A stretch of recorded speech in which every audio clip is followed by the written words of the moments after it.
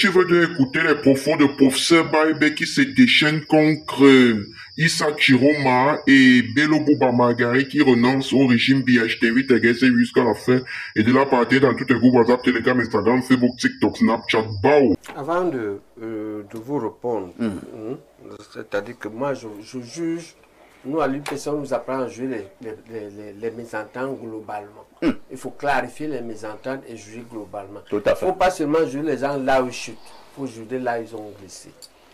Et ce que je veux dire, c'est que dans toute la présentation de Grégoire, et Linda a conclu, c'est 6 sur 20, c'est 21 ans.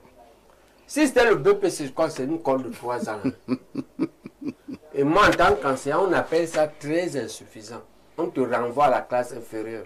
En médecine, tu sors.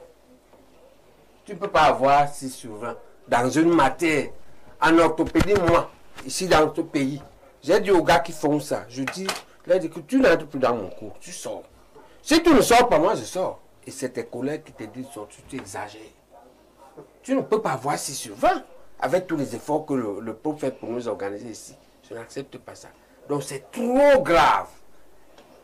La question c'est que, pourquoi c'est trop grave et pourquoi c'est important, Abel, qu'on réponde à cette question, Mathias? C'est important parce que nous allons encore faire des coalitions. Cette fois-ci, nous on propose une coalition d'union nationale qui devra faire le diagnostic de ce qui vous a manqué pour échouer autant. Il vous a manqué au moins 2 choses qui n'apparaissent pas dans la plateforme parce que vous n'en parlez pas, Grégoire. Attendez un peu, professeur, excusez-moi de vous interrompre. Hein. Je veux bien comprendre, parce que vous venez de dire quelque chose là. Donc, la coalition Chiroma Bello vient d'échouer. Vous présentez pour une nouvelle coalition avec Paul Biya, c'est ça? Non, ce n'est pas ça. Ah, ouais, on dit qu'on veut, on propose un gouvernement d'union nationale dont nous espérons être... C'est un format de coalition? Oui. Voilà, d'accord. Pour réformer ce pays, pourquoi il faudra avoir le RDPC dans cette gouvernement d'union nationale? Parce que c'est plus facile pour toi quand tu parles avec celui qui a échoué. Parce qu'il t'explique sa méthode de travail qui a abouti à l'échec. Tu élabores mieux la nouvelle méthode de travail qui va régler le problème de l'échec. Et là, ils ont 2 critères qui manquaient dans la plateforme. Le premier, c'est ce qu'on appelle les marqueurs. Vous voulez régler le problème des routes, on va contrôler comment. En 21 ans, comment vous contrôlez? En réalité, c'est le kilométrage. Et on peut le mettre à l'année. On peut dire qu'on va mesurer le nombre de kilomètres bitumés chaque année. On peut dire qu'on va mesurer chaque année le nombre de routes faites avant nous qui s'abîment le kilométrage. D'accord? On peut le faire en nombre de pluies. On peut le faire en centrale photovoltaïque. Donc leur évaluation n'avait pas les marqueurs, nous on a ça en médecine. Pour savoir que vous guérissez de votre diabète, vous êtes venu dans le coma avec 5 grammes de glucose. On dit que le protocole des analyses élémentaires disent aux jeunes médecins que tu contrôles. Quand la glycémie descend à 4, voilà la quantité d'insuline que tu donnes.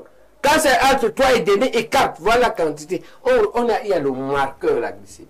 Pour ça. Après le marqueur, autre chose importante dans l'évaluation, le temps. On n'attend pas 21 ans pour savoir. Peut-être qu'ils sont de bonne foi, mais alors ils sont naïfs ou incompétents. Pourquoi vous attendez 21 ans pour évoluer? On doit évaluer pour faire ce que Limbi dit. Si vous êtes honnête et si vous avez cette compétence-là, et les fonctionnaires l'ont. Le Cameroun est un pays qui a de bons fonctionnaires. Parce que vous savez que les fonctionnaires bien formés. Oui, mais pas bons. Ils sont corrompus. Et c'est eux qui les ont appelés. Mais je parle de la bonté technique. Ah, d'accord. C'est-à-dire que quand on finit de faire les magouilles là, dans tous les concours du Cameroun. Mais vous non. Voilà.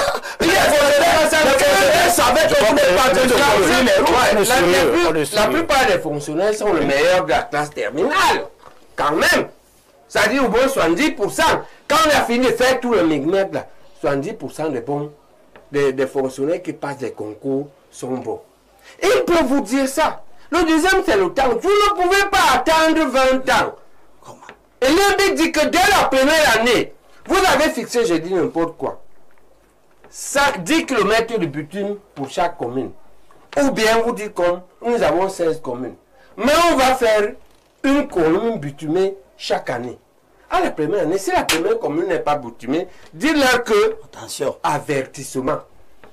Si on ne rattrape pas, l'année prochaine, nous démissions. Donc, il y a un troisième élément, un calendrier d'évaluation.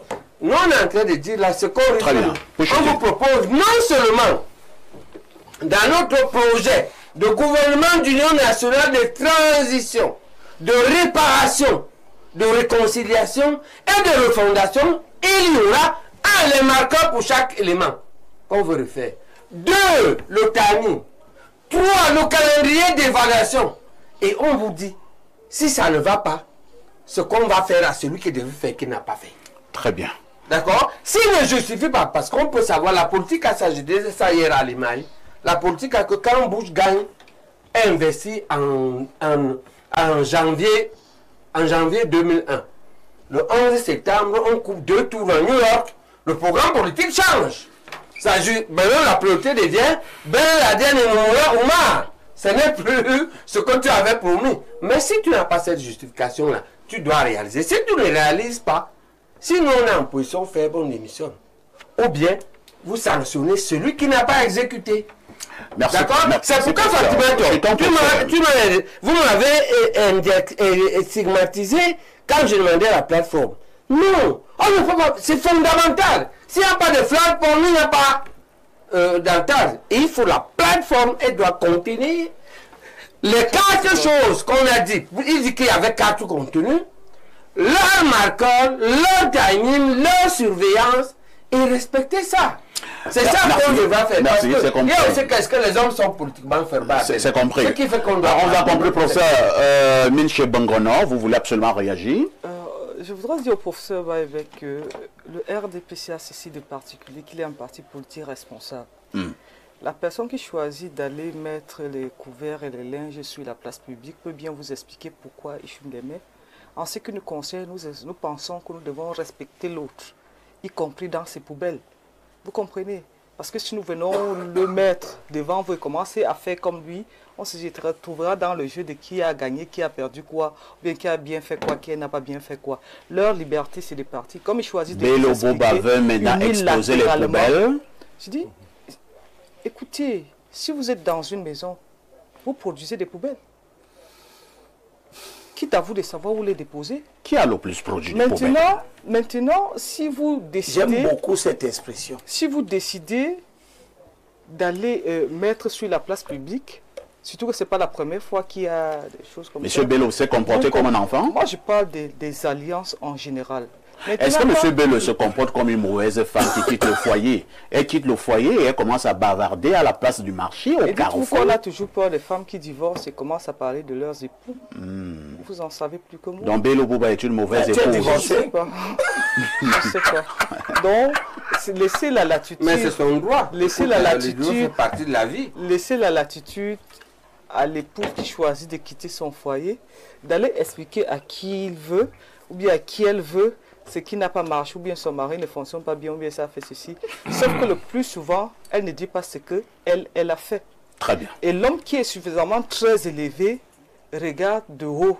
Et garde son silence. Parce que demain, la vérité finira par se savoir.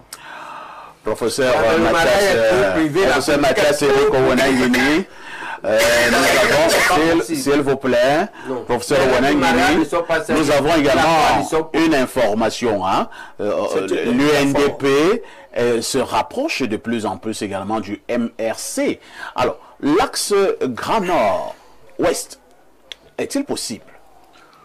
Oui, ça, ce sont les fantasmes typiques de la politique camerounaise. Ah, des fantasmes? Oui, qui ne peuvent nous conduire que dans des impasses. Certainement, notre pays est un pays multicommunautaire, mais s'il faut le gérer sur la base d'équations clientélistes et d'équations pouvoiristes, évidemment, la prise en charge de la plupart des problèmes publics ne pourra pas être faite. Bon, j'attends de voir s'il y a un tel mariage. C'est le mariage du carpe et du lapin, de la carpe et du lapin. Ça ne peut mener nulle part. De toute façon, c'est... Est-ce que... Je vais vous expliquer pourquoi ça ne peut mener nulle part. Si vous suivez la démarche du MRC et de son leader. Le MRC ne peut pas rentrer dans une coalition où il n'est pas chef. Ça veut dire donc que s'il y a une négociation entre le MRC et l'UNDP, ça ne pourra marcher pour le MRC que si l'UNDP accepte que c'est le leader du MRC qui sera le dirigeant principal de la coalition. Mais si nous nous mettons dans cette hypothèse, ça révélera le manque de caractère de l'UNDP. Pourquoi? Parce que l'UNDP est un parti représentatif. C'est-à-dire que l'UNDP a des conseillers municipaux, l'UNDP a des conseillers régionaux, l'UNDP a des députés, l'UNDP a des sénateurs. Il a tout un conseil régional représenté. Alors que le MRC n'a aucun représentant. Malgré le famela juridique que certains font, ils n'ont... Vous référez à cette affaire de famela juridique. Mais bien sûr, nous sommes dans la guerre symbolique. Ils ont parlé de droit du quartier. Moi, je leur réponds que c'est vous qui faites du famela juridique. Malgré le famela juridique qu'ils font, ils n'ont aucun représentant. Il n'y a donc aucune raison rationnelle pour que dans une alliance UNDP-MRC, le MRC puisse prétendre au leadership et que l'UNDP accepte. Par ailleurs, en raison précisément des traits anciens de la politique camerounaise depuis les années 50, qui ressortent maintenant dans les années 2020,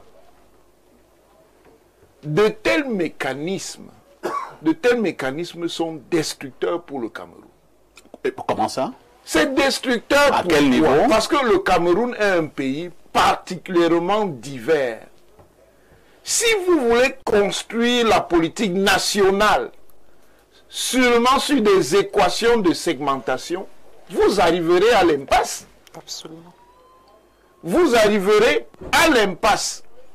Et même les partis qui auront fait l'effort de transcender les clivages entre communautés seront rattrapés dans cette logique par ce qui est en train de polluer la politique camerounaise, la politique des tours à la présidence.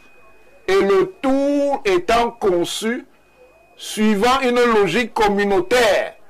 Bon, comme c'est maintenant dans le tour de tout le monde a son tour à la présidence. Qui va donc aller à la présidence et les autres vont accepter? Et qui va laisser son tour? Et qui va laisser son tour? Vous voyez donc... Vous appelez ça la politique des tours? C'est la politique des tours à la présidence. Les uns demandent que on a déjà fait notre tour, on revient. Les autres disaient que là, vous étiez déjà. Ceux-ci sont là. Maintenant, nous aussi, on veut. C'est notre tour. Les autres encore disent que non, vous les trois là, vous avez déjà fait le pas. Ce n'est pas votre tour. C'est notre tour. On peut s'en sortir. Mais ce qui dit est pertinent. On ne peut pas s'en sortir dans ces conditions. Et si vous voyez, si vous voyez, tel que les choses sont en train de se décider, ce qui doit faire la trame de la politique, la substance de la politique, n'est pas encore apparu. Que les gens disent aux gens ce qu'ils vont faire, ce qu'ils peuvent faire, ce qu'ils ne peuvent pas faire. Parce que dans cette ambiance-là, on est dans le temps des démagogues, où chacun vous promet, il va goudronner les murs et cimenter les routes. Et évidemment, il y a toujours des naïfs pour croire à cela. Merci. Non, Grégoire Biroué d'abord. Grégoire Biroué, au regard des analyses sur le plateau, est-ce que nous n'allons pas dire que ce n'est pas très reluisant pour M. Bello Bouba, qui vient de prendre un énorme risque en claquant la porte de cette alliance? Oui, si c'était un risque, moi je pense que c'est un risque qui a été encouragé par sa base et j'estime que là où il est en train d'aller, c'est avec le soutien de sa base.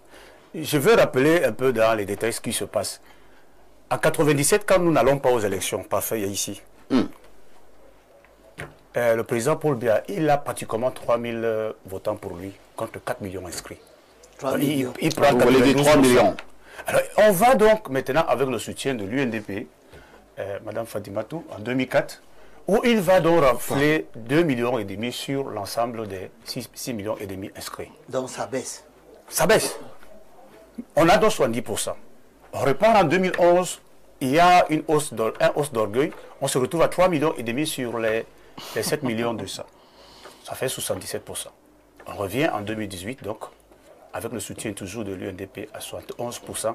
C'est-à-dire pour un électorat de 6 600 000, on a 2 500 000 pour le RDPC. Vous comprenez que entre 1997 et 2018, vous avez environ 2 900 000 votants acquis à la cause du RDPC, avec le soutien de l'UNDP et des autres formations politiques. Maintenant, en ce qui concerne, puisqu'on en parle du Grand Nord, nous avons l'habitude de projeter 40% de l'électorat dans le Grand Nord. Cette année, nous avons compris, là, depuis samedi, dans la publication de Elekam, à travers son mur X, 8 219 000 électeurs inscrits. Ça, c'est probable pour les élections d'octobre prochain 2025. Nous avons un potentiel dans le Grand Nord de 3 300 000 électeurs.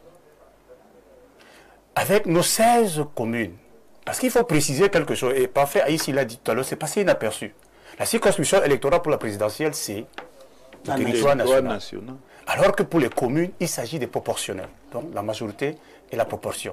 Ça veut dire quoi? Je prends un exemple, par exemple, dans la localité de Ngong, où vous allez challenger le RDPC. Vous êtes deux formations politiques. Le RDPC vous rafle 35 conseillers avec 7300 voix et vous venez avec 7100 voix.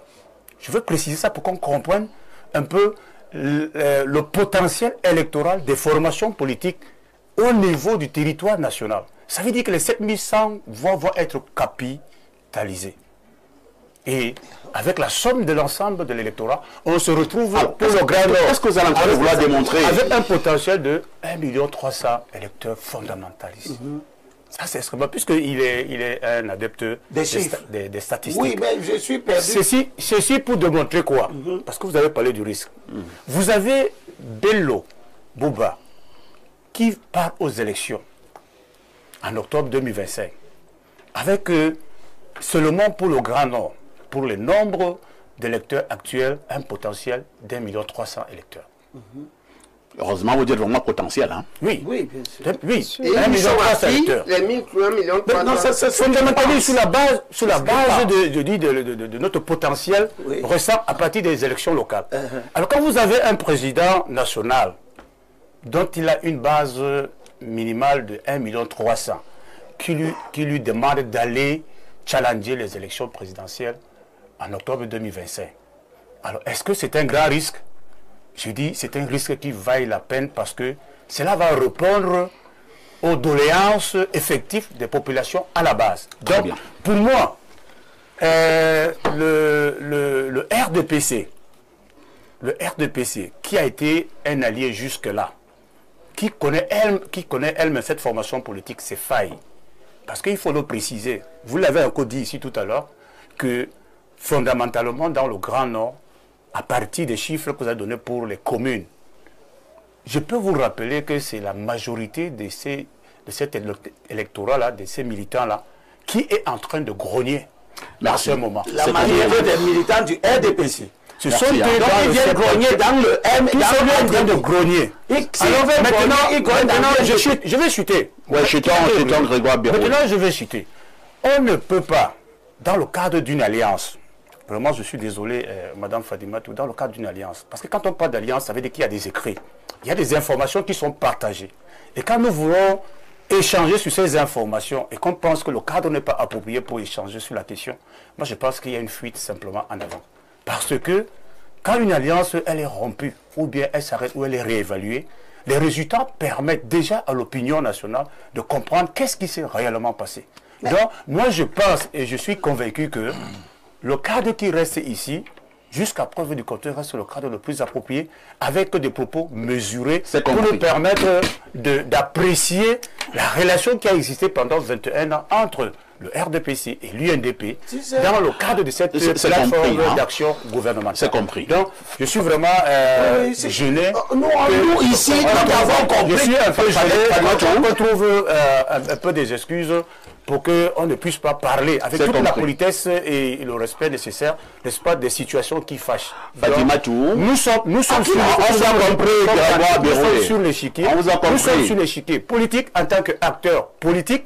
Nous avons à un moment décidé d'accompagner un processus avec des déterminants bien précis où il y a eu des insuffisances au niveau de la capitalisation des indicateurs et où l'évaluation a permis de comprendre qu'avec ce cheminement, on ne peut pas arriver... On va passer la parole à Fatima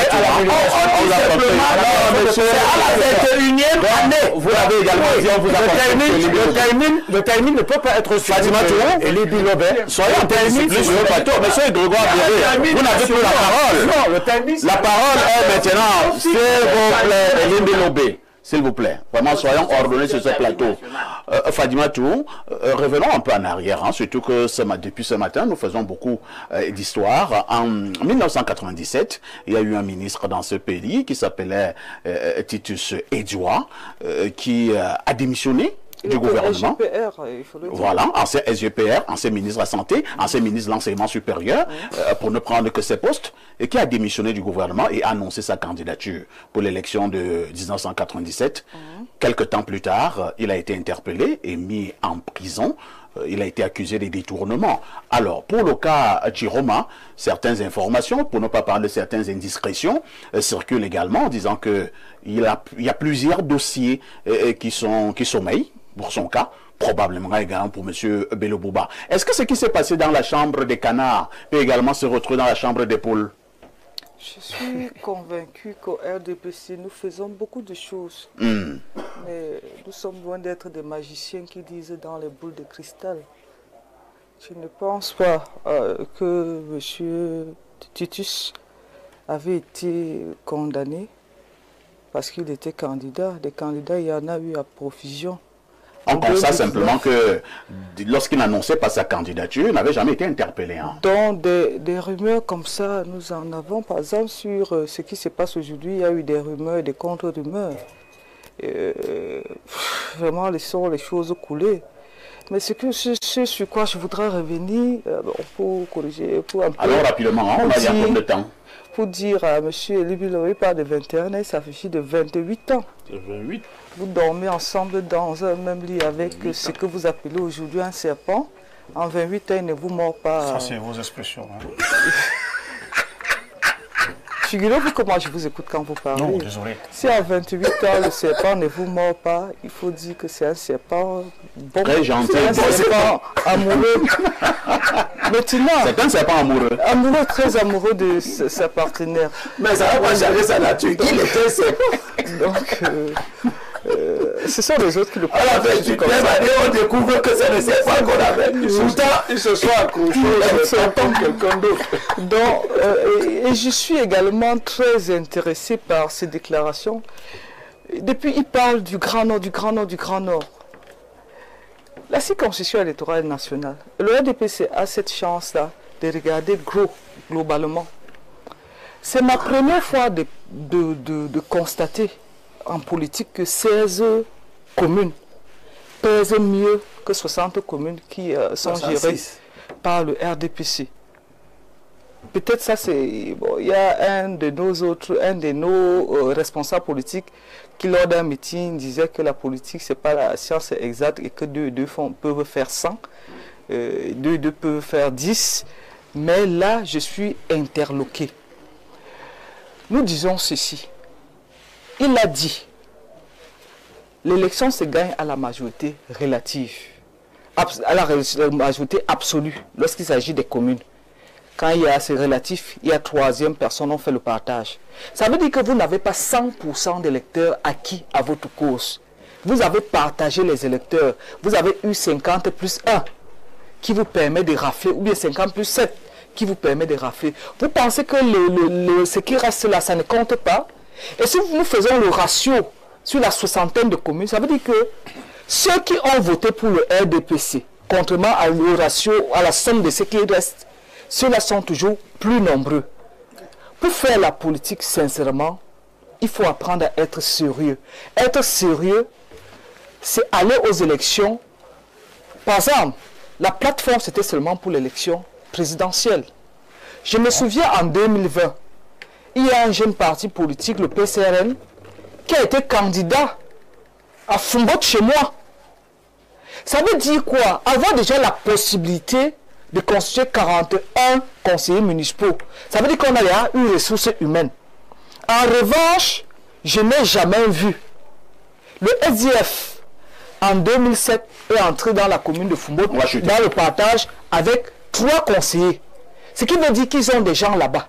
Quand ils se projettent sur la scène politique, ça veut dire qu'ils ont au moins des tentacules. Quand on vient vous dire que les partis, au niveau de l'élection présidentielle, le RDPC a glané ceci, en même temps, il ne vous dit pas que le SDF qui en 92 avait 35% est allé décrescendo. Vous pouvez nous dire que tous les électeurs du SDF étaient là-bas. S'il y a quelqu'un qui a perdu dans le parcours politique, c'est bien le SDF parce qu'il est allé décrescendo. Et si c'est sur cette base que vous comptabilisez, vous élaborez votre stratégie, vous êtes en train de nous dire d'aller dormir en paix et continuer là où nous avions laissé le travail.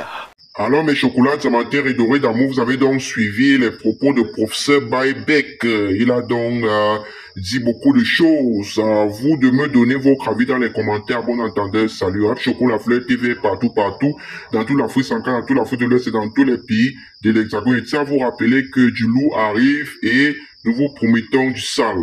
On se dit à la prochaine et que la force soit avec nous. Bisous là-bas les gars. Bye.